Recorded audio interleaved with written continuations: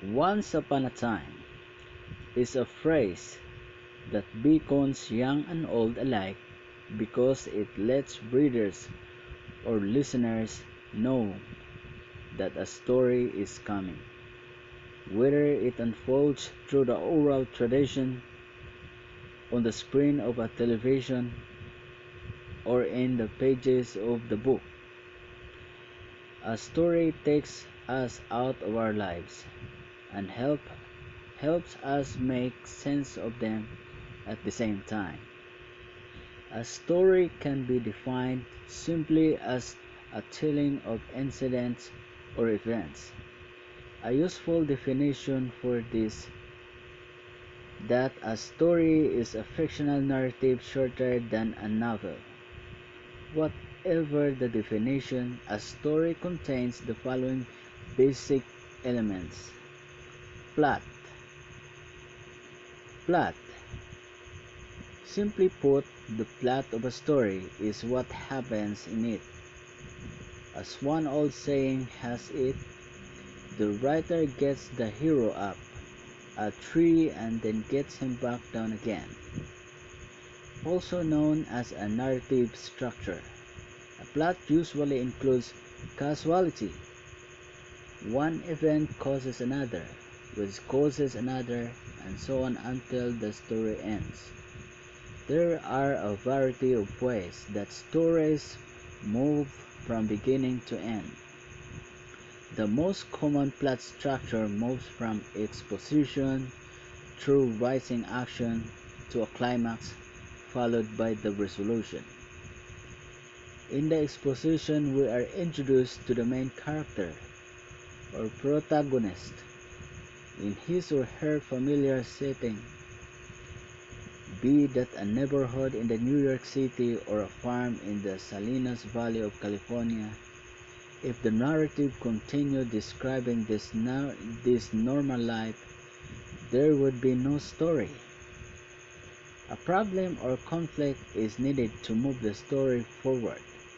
The conflict may be external, perhaps between the protagonist and a family member, or between the protagonist and nature, or the problem may be internal, between the protagonist's sense of duty and her desire for freedom.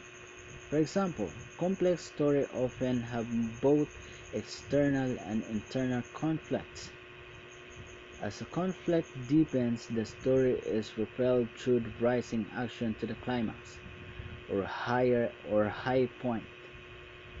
Here that bully or of an ant is confronted, the life-saving fire is started, or the inner demon is discovered. The tension of the climax is released in the resolution, or, or as it's sometimes called, denouement, a French word that literally means untying.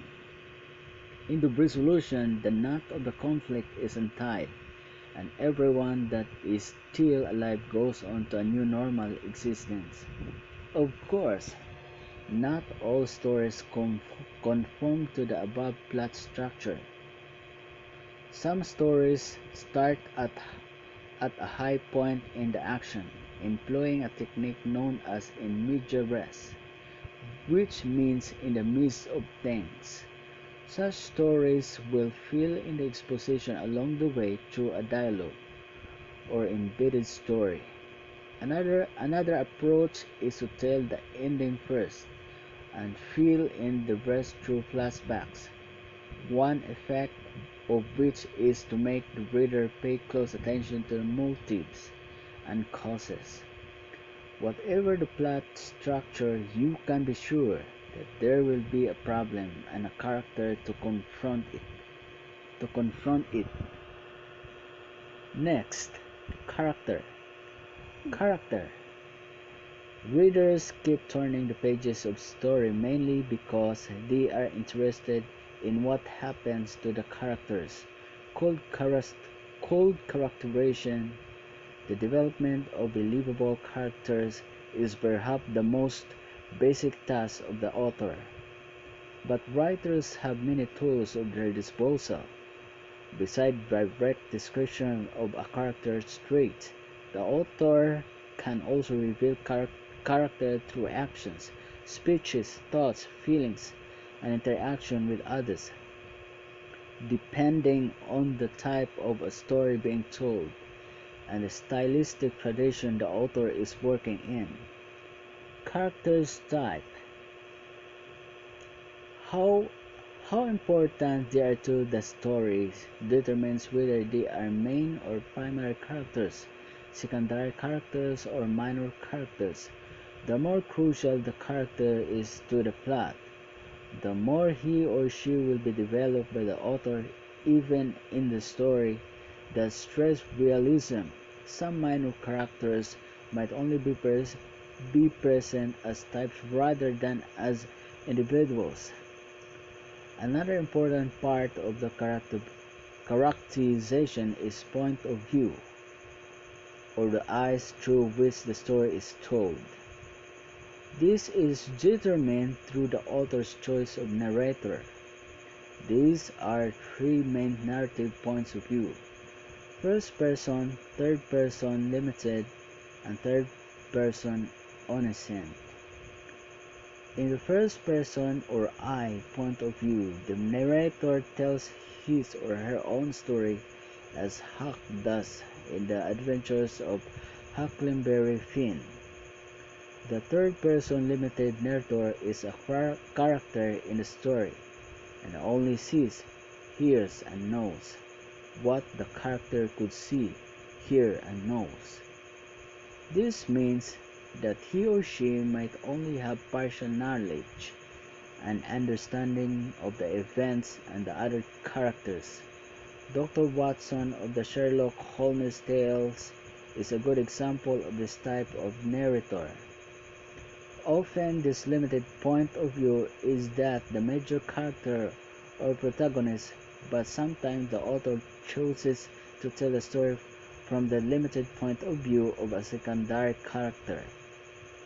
The third-person omniscient narrator sees all and is able to comment on any aspect of the story because he or she is an outsider, not a character in the story.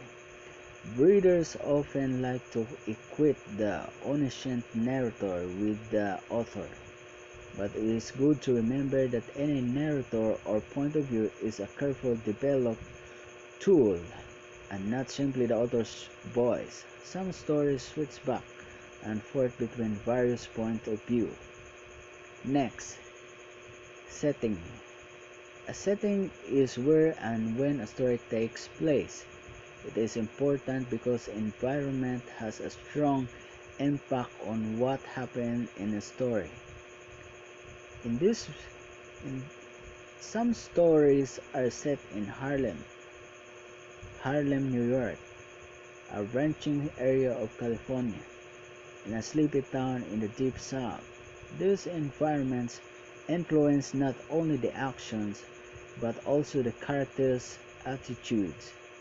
Setting can also help to shape how characters speak and behave. Sometimes the setting of a story assumes almost as much importance in the reader's imagination as memorable characters do. Next, theme. The theme is the underlying meaning or message of a story.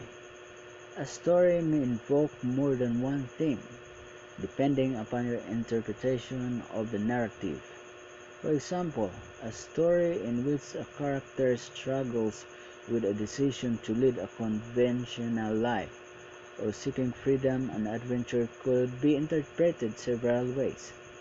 One person might summarize the theme of the story as rash behavior leads to ruin, whereas another might say it is better to have tried and failed than to have never tried at all. Whatever theme you might come up with for a story, it is important to realize that the theme statement is not the story.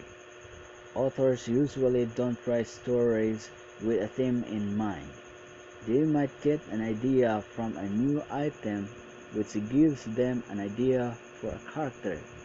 Once the character is alive on the page, the character may take the story into places the author never dreamed, and that is the point, after all. After all, we read stories so that they will take us to places we have never been before. Have a good trip.